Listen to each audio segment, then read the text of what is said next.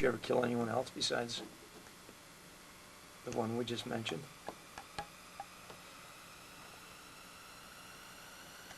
And he comes straggling out the door, dripping blood, and I look at him and says, "Bro, you're gonna die."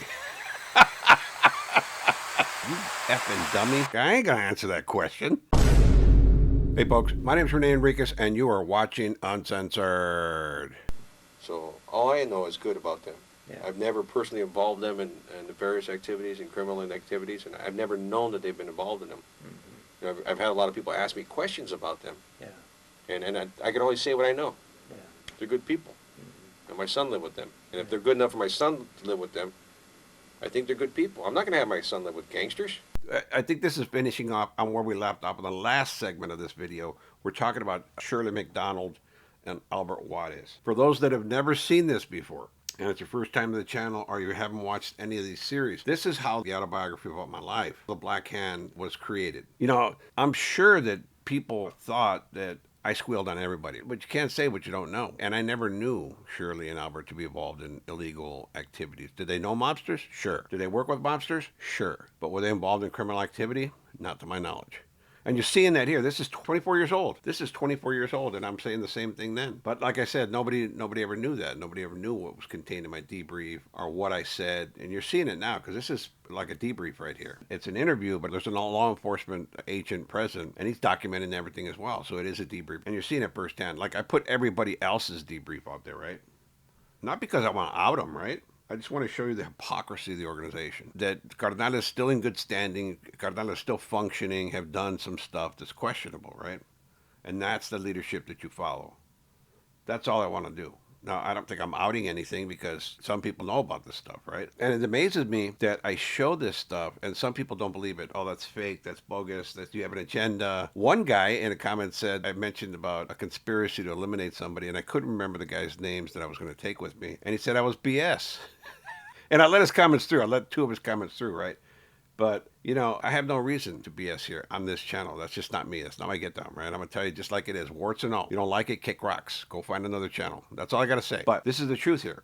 When they asked me about Shirley MacDonald and Albert Juarez, I didn't know anything about them. All I know is that they were good people to me. They were friends. And that's what I said when I was asked. I'm not going to have my son live with drug users. I want my son to succeed. Yeah. I don't want my son to replicate my life. You know, so that's how I feel about those people. And they took him for about a year. They mentored him. And then he went off to live in the dorms in UCLA. He's been there ever since. He's going to go to get an advanced degree after he gets his bachelor's here. Yeah. So he's doing pretty good. I'm talking about my oldest son. And in fact, they did take my son in. They mentored him. They gave him a job. They helped me get him a scholarship into UCLA. Like I said, good people. Good people. And I think it was a great choice to hook my son up with people who were like true mentors, had experience in guiding people. Good. Did you ever kill anyone else besides the one we just mentioned?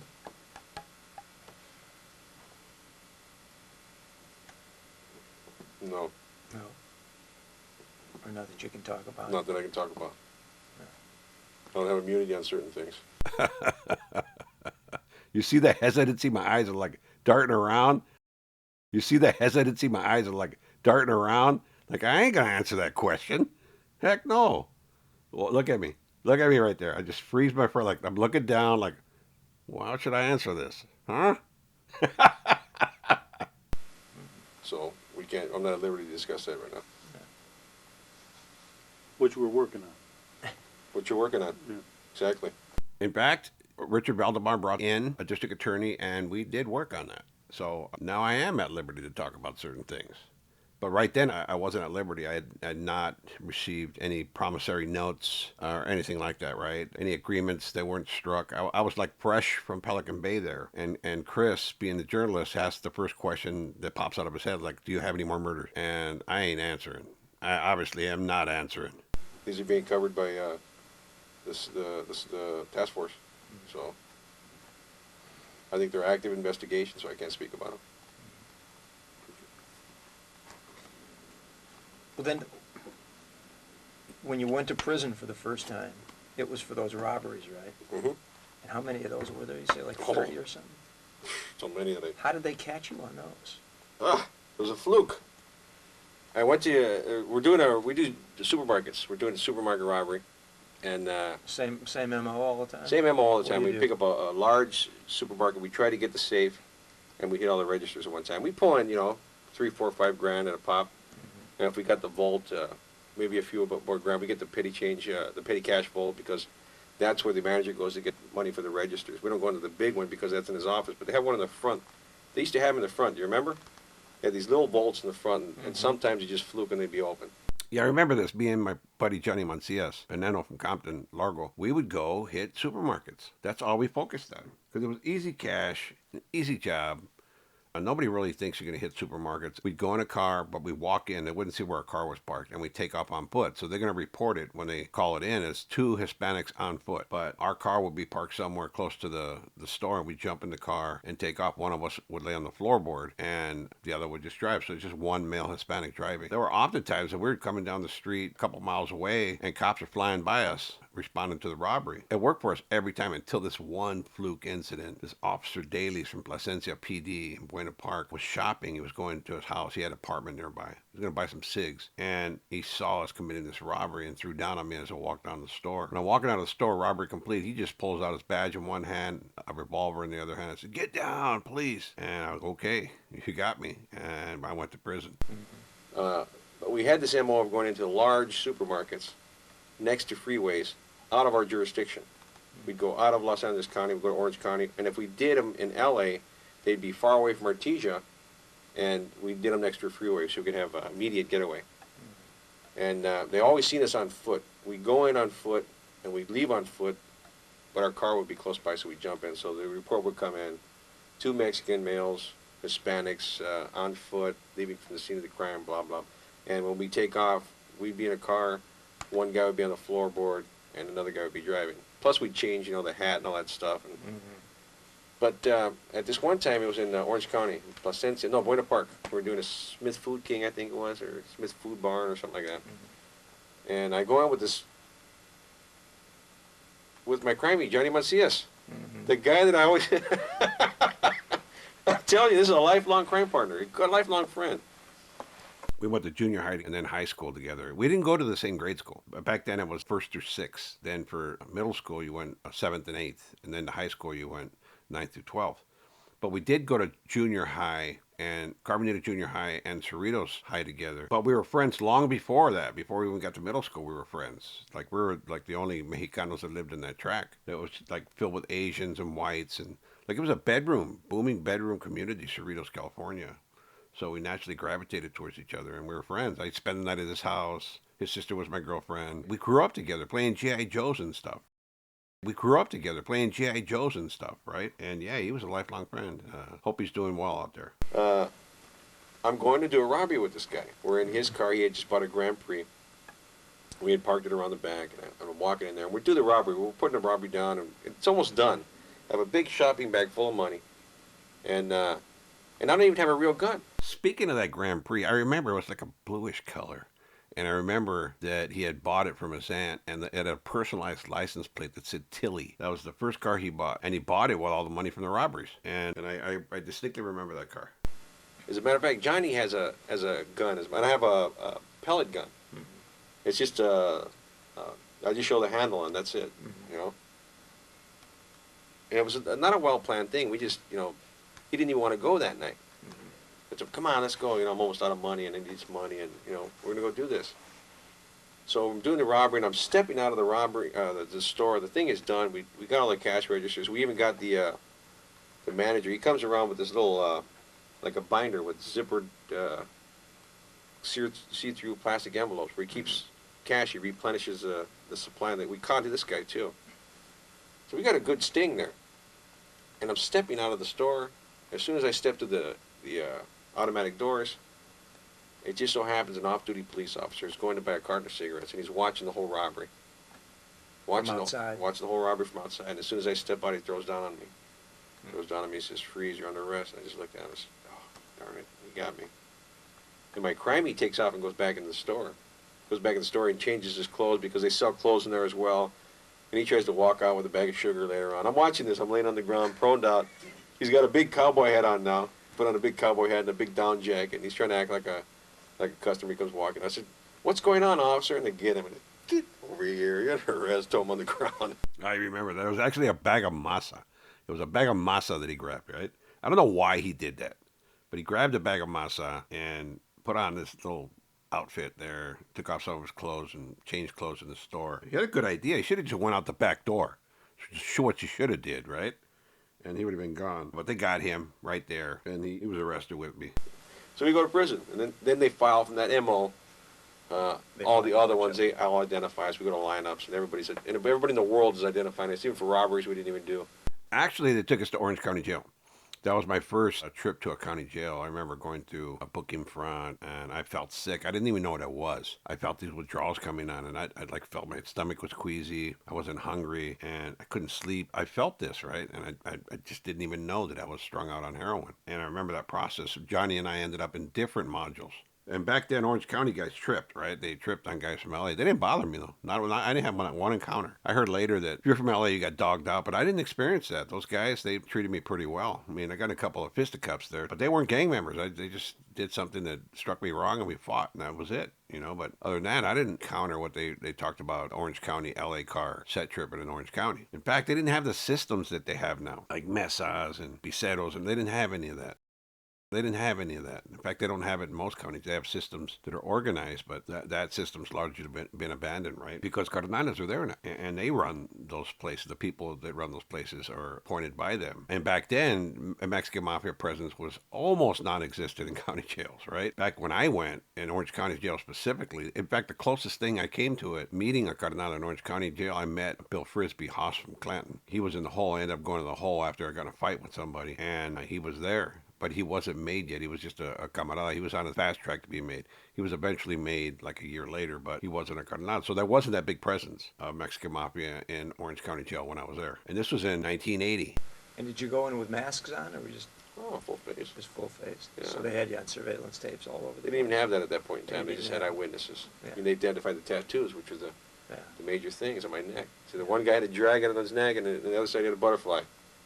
And it was just a dead bang, you know? And everybody identified. They identified it as some other kind of tattoo, but the common distinguishing characteristic, he had tattoos on his neck.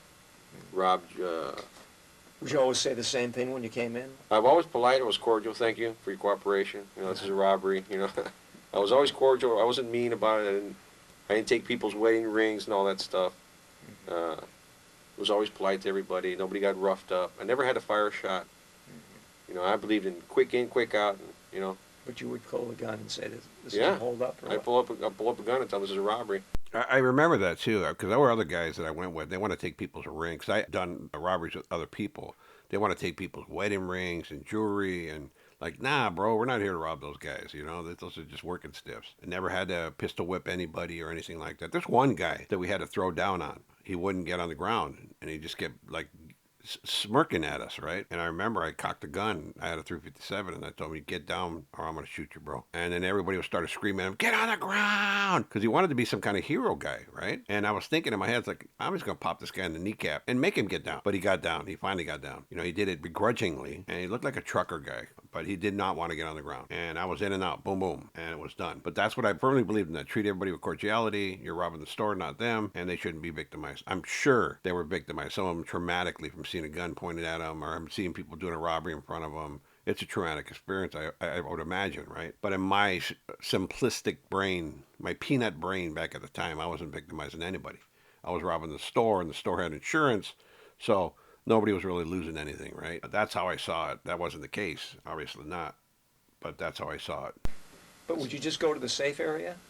Well, You I'd go actually through the come whole through the sh- line. I'd go through the motions. I'd walk through the store. We'd go through the store. We'd walk in, and we'd walk as partners, and we'd go in there. We'd get some stuff, maybe a carton of cigarettes. I'd always get a carton of cigarettes, too.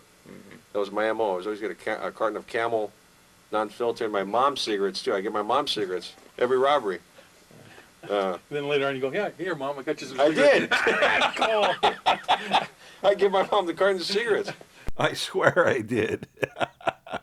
There was times my dad smoked Salem's, so I always got a carton of Salem's. And my mom would smoke these cigarettes called Moore, long, brown, ugly cigarettes, right?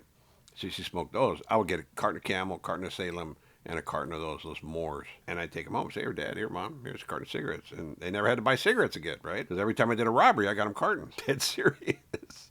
I remember that. It was hilarious. And that's one of the other distinguishing characteristics I had. My modus operandi was that I always got cigarettes. And same thing here. I had a carton of cigarettes in the bag. 2 cartons. One of my mom, it was Salem's, and one was Camel Non-Filter. And I'd go through that. I'd come to the line, and I'd say, let me get a carton of this and a carton of that. And as soon as they turned around, sometimes I'd show it to them. Sometimes I'd pull it out sometimes. And depending on if we had a unruly patron there that didn't want to participate, sometimes you'd have to point the gun at them and cock it and threaten them. But for the most part, people were just okay. You know, it's, go ahead, you know. Not their money. Yeah, just, okay, go ahead. And we just robbed the store and we're gone. Yeah, for the most part, I didn't encounter any resistance. Nobody ever tried to grab us or wrestle us to the ground. None of those things, right? It was just a pretty smooth thing. We go in, boom, do the robbery, boom, we're gone. Boom, do the robbery, boom, we're gone. And I didn't encounter any of that. And I'm kind of happy because, you know, who knows what would have happened. I wasn't as responsible as I am today. Impulsive, young kid, you know, with a gun. Yeah, I'm just so glad that didn't happen. But I always felt that the patron wasn't the victim. The store was, right? And with that mentality, we treated everybody cool. I mean, if you could say that, you know, pulling out a gun in front of them and demanding the store's money. But we never harmed them. We've never had any confrontations or problems. Nobody chased us. There was never anything like that. We were in and out. So you just do that every time you got short on money? Every time we got short on money. Yeah, which was about once a week. About once a week. Over how long a period? Oh, man, we did so many. It was for about a year. About a year. We got away with so many of them. There's still outstanding robberies. I remember doing a lot of jewelry stores around here. I remember those distinctly. I got into jewelry store robberies because you go anywhere and sell diamonds and rubies and emeralds. That's how I learned about stones. And I remember doing one where we actually got in a shootout, and a guy named Philo from Clover got shot in the head. And he went with us, me, him, Cowboy, and Bobby from 18th Street. We went to go do this robbery in La Puente, and they walk into the jewelry store, and I'm waiting outside, and I hear it, boom, boom. And I say, oh, shoot, it went sideways. And they come running out. They come running out of the store. Bobby from 18th Street and Cowboy from Clover and Philo from Clover. Bobby from 18th Street and Cowboy from Clover get in the car. And I said, where's Philo? He says, he got shot. I said, oh, we're out, bro. And I start taking off. Cowboy saying that, you can't leave him. You can't leave him. And he comes straggling out the door, dripping blood from his head. And I look at him and says, bro, you're going to die.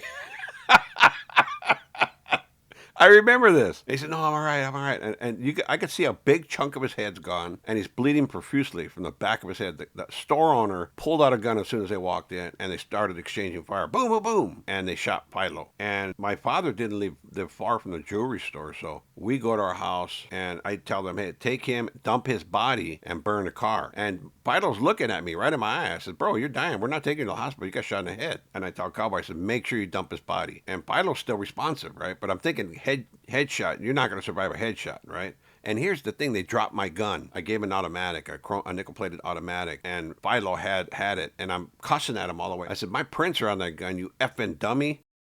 My prints are on that gun, you effing dummy. And that's what I said, just go dump his body. He's going to die anyways. Don't take him to the hospital. What did he do? He went and took him to the hospital. I think it was the General Hospital. They went and dropped him off, and he said he got shot in a drive-by. And he ended up surviving, right? But that was one of the bungled jewelry store robberies we did. I didn't even remember that till I thought about that right there.